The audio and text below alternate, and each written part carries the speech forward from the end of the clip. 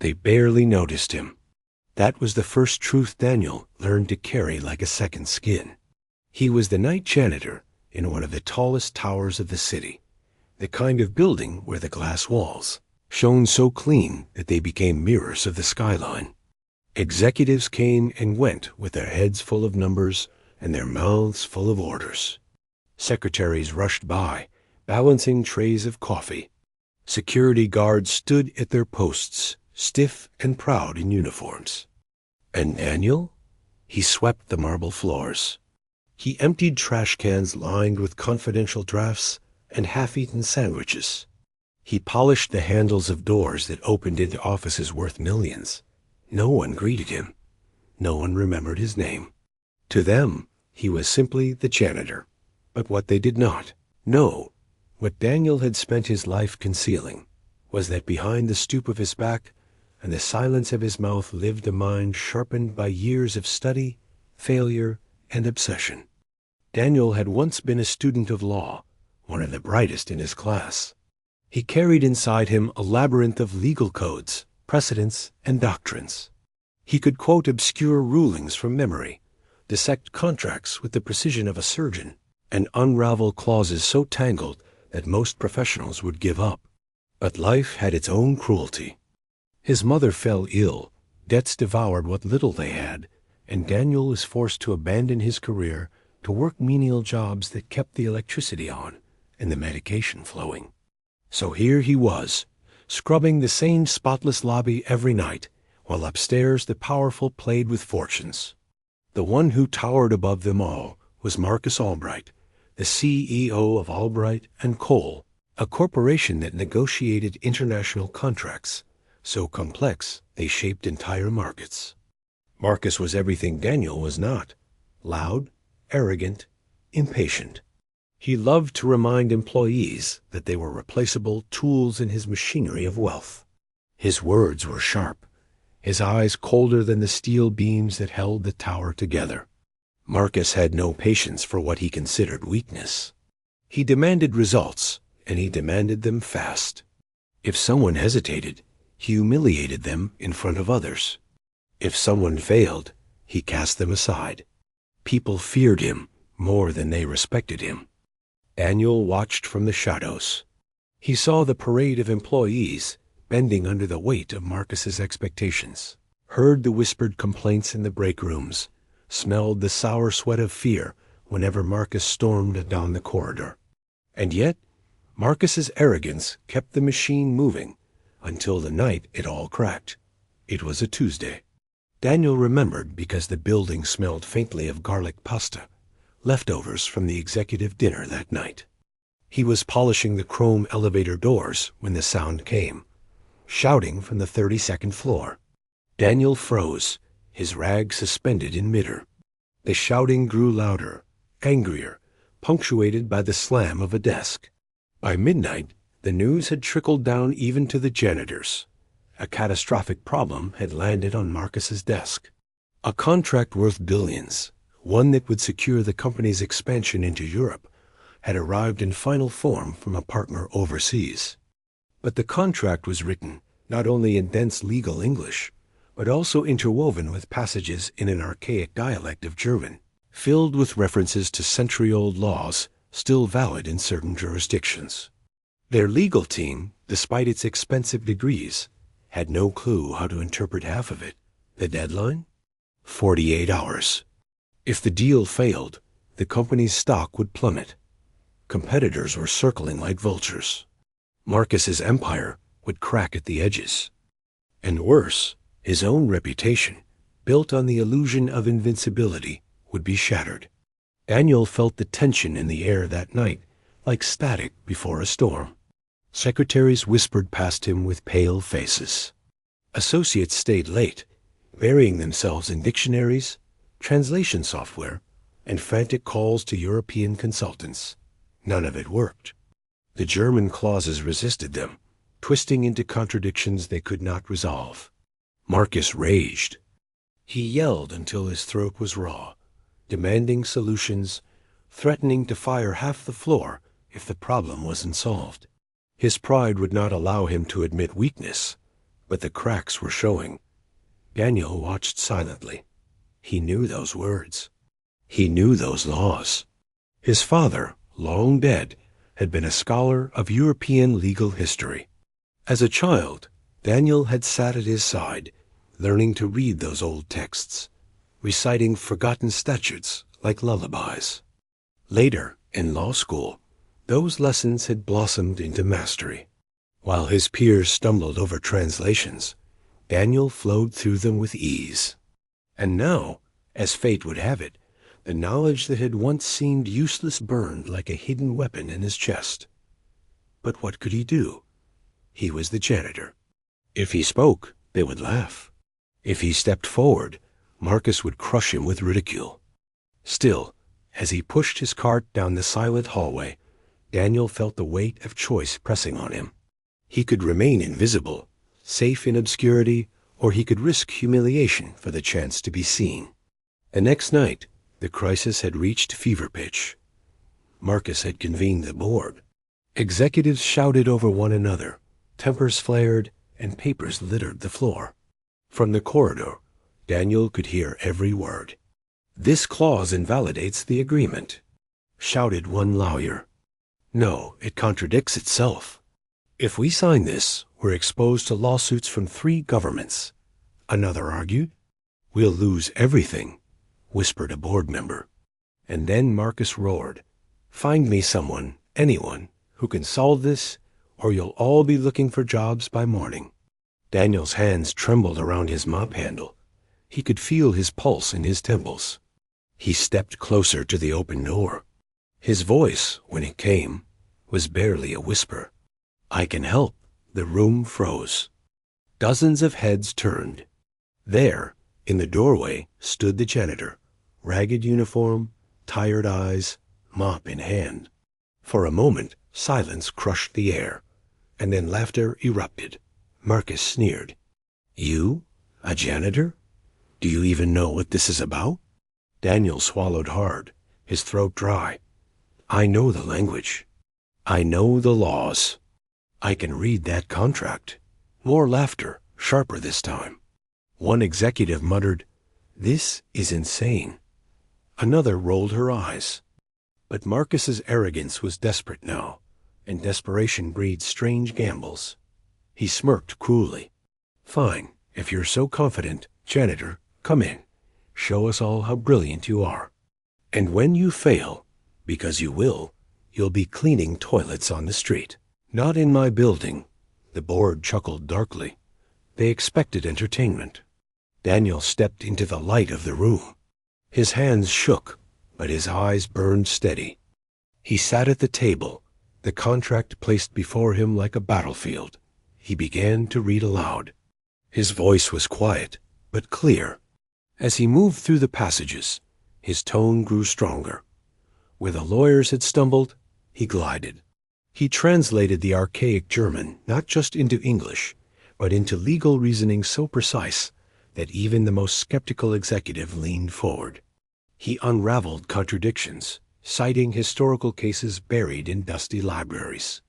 He wove the clauses into coherence, demonstrating how they could be interpreted not as traps, but as shields.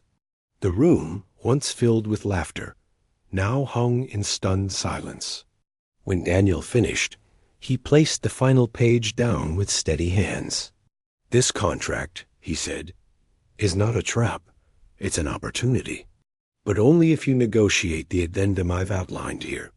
Do that, and the deal will not only hold, it will favor this company beyond what you imagined." Silence stretched. Then, slowly, the board members turned to Marcus. For the first time in his life, Marcus Albright had no words. His arrogance cracked into disbelief, then into something he had not felt in decades: humility. The janitor had done what his army of experts could not. The boardroom was still frozen when Daniel rose from his chair. He could feel their eyes on him, sharp as blades and heavy as chains. For years he had walked through this building unseen. Now every gaze was fixed upon him. He gathered his ragged uniform around his thin frame as though it were armor. He did not bow. He did not smile. He simply waited. Marcus's face was a battlefield of emotions.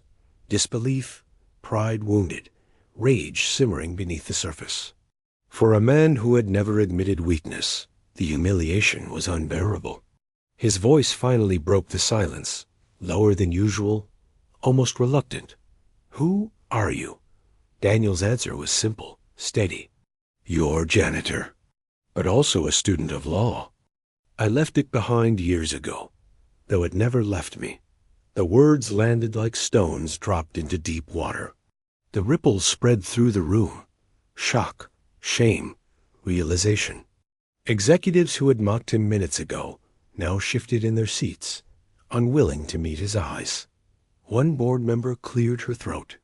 "What he said, the addendum he proposed, it makes sense. More than sense. It's brilliant." Another nodded, reluctantly. "It could work." Marcus clenched his fists. He looked at Daniel as though facing a mirror he hated, but could not deny. "Fine," he spat. "Draft the addendum. Prove this isn't luck." So Daniel sat again, pen in hand, and began to write. The room was silent, but for the scratching of ink. He moved quickly, each clause unfolding like music only he could hear.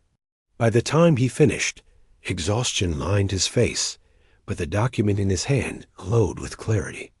They sent it to the overseas partner within the hour.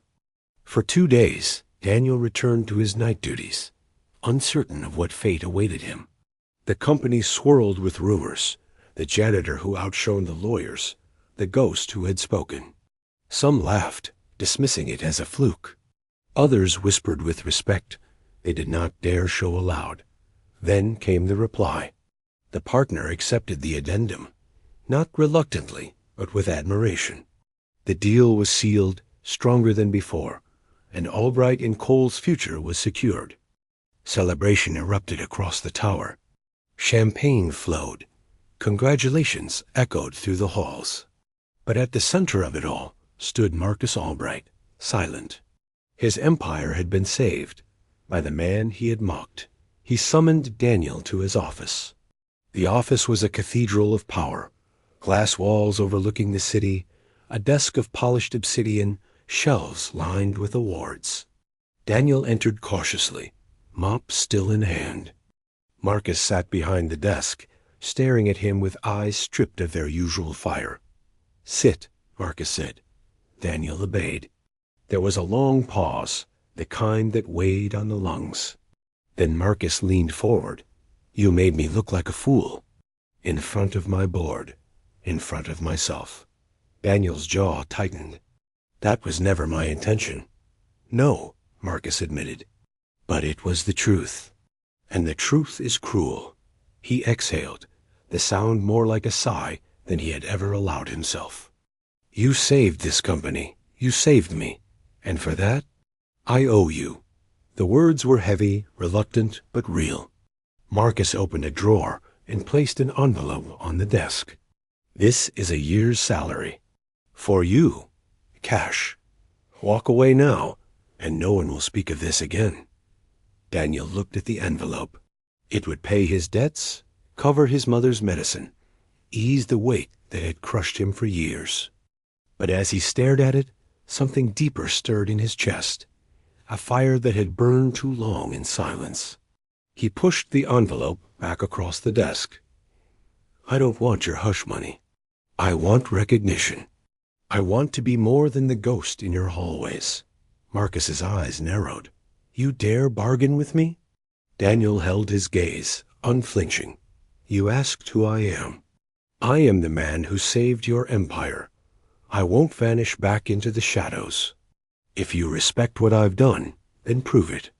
Give me a place here, not as a janitor, but as what I am. A legal mind." A voice. The silence that followed was thunderous. Finally, Marcus laughed, not cruelly this time, but bitterly, almost in awe. "You've got teeth, janitor? More than half the wolves in this tower." He stood, straightened his suit, and extended his hand. "Then let's see what you can do. From this day, you are no longer a janitor. You are an advisor." "My advisor?" Daniel hesitated, then took his hand. The grip was firm, equal. The weeks that followed were unlike anything Daniel had imagined. He traded his mop for tailored suits, his silent corridors for boardrooms. He guided the company through negotiations that once seemed insurmountable, his mind a fortress of knowledge no one could breach. Executives who had laughed at him now sought his counsel. Secretaries greeted him with respect. Even the guards nodded as he passed. But the greatest transformation was in Marcus. A man who had once sneered at weakness began to listen. He asked questions instead of giving orders. He recognized not just Daniel, but the clerks, the assistants, the unseen hands that kept the tower alive. He discovered that arrogance was a brittle crown, and humility a stronger shield. One evening, as they stood by the glass wall overlooking the city, Marcus spoke quietly. "I used to think power meant standing above everyone, crushing them if they faltered. But you showed me another kind of power, the kind that lifts others. I never thought I'd learn that lesson from a janitor." Daniel smiled faintly. Sometimes the invisible see more than those blinded by light. Months passed. The company flourished under Daniel's guidance. Profits soared, but more importantly, trust returned. Employees no longer walked the halls with fear, but with pride. A culture of respect began to bloom where once only shadows had lived. For Daniel, life transformed in ways he had scarcely dared dream. He paid his mother's debts, secured the finest medical care, and saw her smile again without the weight of despair. He rented a small apartment bathed in sunlight, filled with books he had once abandoned. At night he wrote, not contracts, but reflections, stories of justice, dignity, and the unseen strength of ordinary lives. Yet he never forgot the mop, the rag, the silence of those lonely nights. They remained in him, reminders of humility, anchors against arrogance. One day, during a board meeting, Marcus paused mid-sentence and turned to Daniel. "You've saved me twice now," he said. "First my company, then my soul. I won't forget it." The board nodded. None dared laugh anymore. Years later, when Daniel walked through the tower, now as chief legal officer, new employees sometimes mistook him for another executive, polished and confident. They did not know that he had once swept these same floors, invisible and unvalued. And he never told them unless they asked, but the older ones remembered. And when whispers spread among the newcomers about the mysterious advisor who could untangle any contract, someone would always say, with awe, "He used to be the janitor, and that was enough." Epilogue. In the quiet of his home, Daniel often sat by his mother's bedside, holding her frail hand. She would look at him with eyes filled with pride and whisper, "You were never invisible to me." And he would smile, tears blurring his vision, knowing that in the end, dignity had triumphed. For the empire he had saved, for the man he had changed, and for the life he had reclaimed, Daniel remained what he had always been. Not just a janitor, not just a lawyer, but a man who proved that even the most invisible can hold the power to alter destinies. The city outside glittered with 1,000 lights, but none brighter than the quiet fire in his heart.